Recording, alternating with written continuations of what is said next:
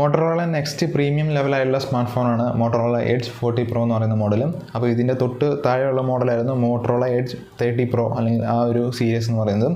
അപ്പം ഈ ഒരു 40 പ്രോൻ്റെ കുറച്ച് ഡീറ്റെയിൽസും കാര്യങ്ങളും ലീക്ക് ആയിട്ടുണ്ടായിരുന്നു. അതായത് ലോഞ്ച് ഇവൻറ്റ് നടക്കുന്നതിന് മുമ്പ് തന്നെ ഇതിൻ്റെ പ്രൈസും കാര്യങ്ങളൊക്കെ പുറത്ത് വന്നിരുന്നു.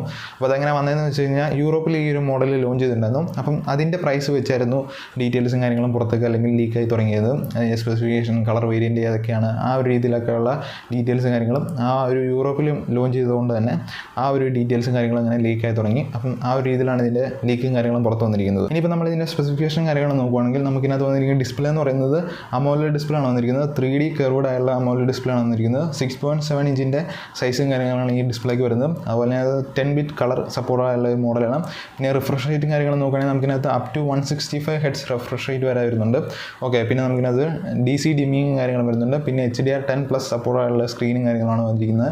അതുപോലെ പഞ്ച് ഹോൾ കട്ടൗട്ട് ആയിരിക്കും ഫ്രണ്ടിൽ വരിക എന്നുള്ളതാണ് ഇപ്പോൾ അറിഞ്ഞിരിക്കുന്നത്. അപ്പോൾ ഈ ഒരു രീതിയിലാണ് ഇതിൻ്റെ ഡിസ്പ്ലേ കാര്യങ്ങളും വരുന്നത്. അപ്പം നമ്മുടെ 30 പ്രോനെ കുറിച്ച് വെച്ച് നോക്കുകയാണെങ്കിൽ കുറച്ചുകൂടെ ബെറ്റർ ആയുള്ള ഡിസ്പ്ലേയും കാര്യങ്ങളാണ് ഈ ഒരു മോഡലിൽ കൊണ്ടുവന്നിരിക്കുന്നത്. അപ്പോൾ ഞാൻ കമ്പാരിസൺ നടത്തുകയല്ല, ജസ്റ്റ് ഞാൻ പറഞ്ഞതേ ഉള്ളൂ. അപ്പോൾ നമ്മൾ ഇതിൻ്റെ ചിപ്സെറ്റും കാര്യങ്ങളും നോക്കുകയാണെങ്കിൽ നമുക്കിനകത്ത് Qualcomm Snapdragon 8 Gen 2 ആണ് വന്നിരിക്കുന്നത്.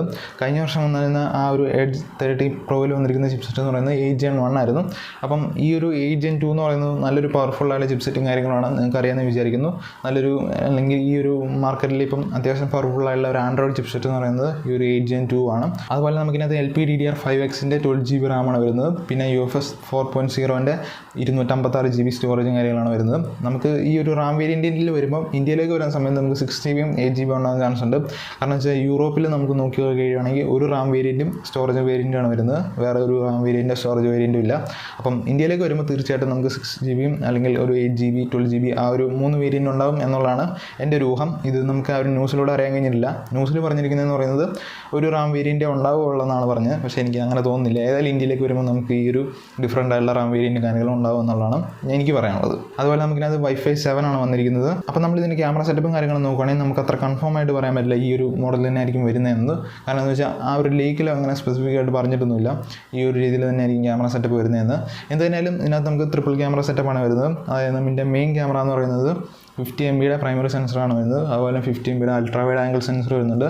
പിന്നെ 2 MBയുടെ ഒരു മാക്രോ അല്ല ടെലിഫോട്ടോ ക്യാമറയാണ് വരുന്നത്. അപ്പോൾ നമ്മുടെ കഴിഞ്ഞ വർഷത്തെ 30 പ്രോയിൽ നോക്കുകയാണെങ്കിൽ നമുക്കിനകത്ത് 50 MBയുടെ ഒരു മാക്രോയും അതുപോലെ അൾട്രാ വൈഡ് ആംഗിൾ ഷോട്ട് വരുന്ന ഒരു ലെൻസാണ് അതിൽ വന്നത്. പിന്നുള്ളതെന്ന് പറയുന്നത് ഒരു പ്രൈമറി ലെൻസ് വന്നിട്ടുണ്ട്. പിന്നെ ഒരു ഡെപ്ത് സെൻസർ വന്നിരുന്നു. അങ്ങനെ ആ ഒരു രീതിയിലായിരുന്നു കഴിഞ്ഞ വർഷത്തെ മോഡൽ. അപ്പോൾ ഈ ഒരു വർഷത്തെ മോഡലിൽ നോക്കുകയാണെങ്കിൽ എനിക്ക് തോന്നുന്നില്ല ഈ ഒരു രീതിയിൽ തന്നെ എനിക്ക് ക്യാമറ സെറ്റപ്പ് ഉണ്ടാവുക എന്നുള്ളൂ. എന്തെങ്കിലും ചെറിയൊരു ഡിഫറൻസ് വരാൻ ചാൻസ് ഉണ്ട്.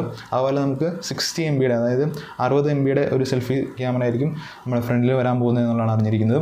അതുപോലെ നമുക്ക് ഈ ഒരു ചിപ്സെറ്റ് ഉപയോഗിച്ചുകൊണ്ട് വീഡിയോ റെക്കോർഡ് ചെയ്യാൻ പറ്റുമെന്ന് പറയുന്നത് 8K and 60 FPS വരെ നമുക്ക് വീഡിയോ റെക്കോർഡ് ചെയ്യാൻ പറ്റും. അപ്പം കഴിഞ്ഞ വർഷത്തെ മോഡലിൽ അതായത് അൾട്രയിൽ ആ ഒരു സെറ്റപ്പ് ഉണ്ടായിരുന്നു. അതായത് 8K റെക്കോർഡ് ചെയ്യാനുള്ള ഓപ്ഷൻ ഉണ്ടായിരുന്നു. പക്ഷേ ഈ ഒരു പ്രോ വേരിയൻറ്റിൽ ഉണ്ടാവുക എന്നുള്ളത് നമുക്കിപ്പം കൺഫ്യൂഷനാണ്. അപ്പം ഇത് ജസ്റ്റ് ഞാൻ പറഞ്ഞതേ ഉള്ളൂ.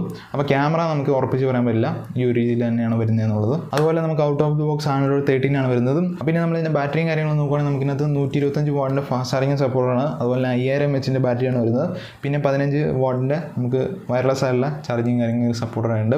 കഴിഞ്ഞ വർഷത്തെ കാലം കുറച്ചുകൂടെ ബെറ്റർ ആയിട്ടുള്ള ചാർജിങ് കാര്യങ്ങളും അല്ലെങ്കിൽ ഫാസ്റ്റ് ചാർജിങ് കാര്യങ്ങളാണ് ഈ ഒരു മോഡൽ കൊണ്ടുവന്നിരിക്കുന്നത്. അപ്പോൾ ഈ ഒരു മോഡൽ ഇന്ത്യയിലേക്ക് ലോഞ്ച് ചെയ്യുന്ന സമയത്ത് ഒരു 60,000 രൂപ ഒരു 70,000 രൂപ ആ ഒരു ബഡ്ജറ്റിലായിരിക്കും ഈ ഒരു മോഡൽ ലോഞ്ച് ചെയ്യുക എന്നുള്ളതാണ് ഇപ്പോൾ പറയാൻ കഴിഞ്ഞിരിക്കുന്നത്. ഈ പ്രൈസ് തന്നെ ആവണമെന്ന് നിർബന്ധമില്ല. ചിലപ്പോൾ ഇത് കൂടുതലാവാൻ ചാൻസ് ഉണ്ട്. ചിലപ്പം എന്തെങ്കിലും ഒരു കുറവ് ഉണ്ടാവാൻ ചാൻസ് ഉണ്ടാവും. അപ്പോൾ ഇതിൻ്റെ ഒഫീഷ്യലായിട്ടുള്ള ഡേറ്റോ കാര്യങ്ങളും കൺഫേം ചെയ്തിട്ടില്ല. ഈ ഒരു മോഡൽ എന്നാണ് ലോഞ്ച് ചെയ്യണതിൻ്റെ ആ ഒരു ഡേറ്റും കാര്യങ്ങളും ഇതുവരെ കൺഫേം ആക്കിയിട്ടില്ല. അപ്പോൾ ഇത്രയും കാര്യങ്ങളാണ് ഈ ഒരു മോട്ടറോള എഡ്ജ് 40 പ്രോനെ കുറിച്ച് പറയാനുള്ളത്. അപ്പം നിങ്ങളുടെ തോട്ട്സ് എന്താണെന്നുള്ളത് ജസ്റ്റ് ഒന്ന് കമൻറ്റായിട്ട് അറിയിക്കുക. അപ്പം നിങ്ങൾക്ക് ഈ ഒരു വീഡിയോ യൂസ്ഫുൾ ആണെങ്കിൽ തീർച്ചയായിട്ടും എൻ്റെ ചാനൽ സബ്സ്ക്രൈബ് ചെയ്ത് തന്നെ സപ്പോർട്ട് ചെയ്യാനുള്ളൂ. അപ്പം നമുക്ക് മറ്റൊരു വീഡിയോ കാണാം. അതുവരെയും എല്ലാവർക്കും ഗുഡ് ബൈ.